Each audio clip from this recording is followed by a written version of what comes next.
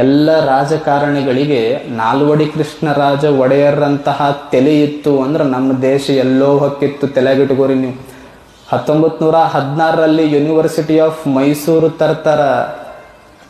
Industrialisation ಭದ್ರಾವತಿಲಿ steel and iron industry ಮಾಡ್ತಾರ.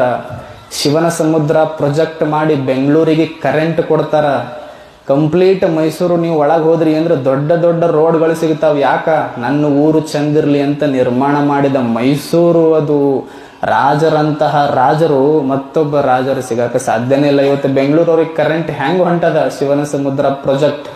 ಶಿವನ ಸಮುದ್ರ hydro electric project is the first project of Asia.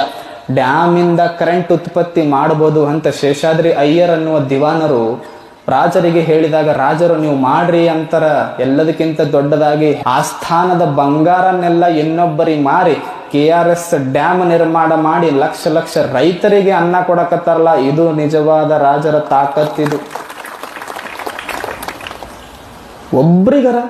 ಒಬ್ರಿಗರ ರಾಜರಂತಹ mind set, ಒಬ್ರಿಗರ ರಾಜರಂತಹ vision, ಒಬ್ರಿಗರ ರಾಜರಂತಹ ಕೆಲಸ ಮಾಡುವ ಶಕ್ತಿ.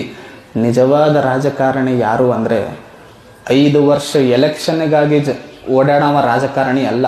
ನೆಕ್ಸ್ಟ್ ಜನರೇಷನ್ಗಾಗಿ ಯಾವ ಮಾಡ್ತಾನಲ್ಲ ಅವ ನಿಜವಾದ ರಾಜಕಾರಣಿ ಆಗ್ತಾನ. ಅಂಥವ್ರು ಬೇಕು ನಮಗೆ ಜಗತ್ತು.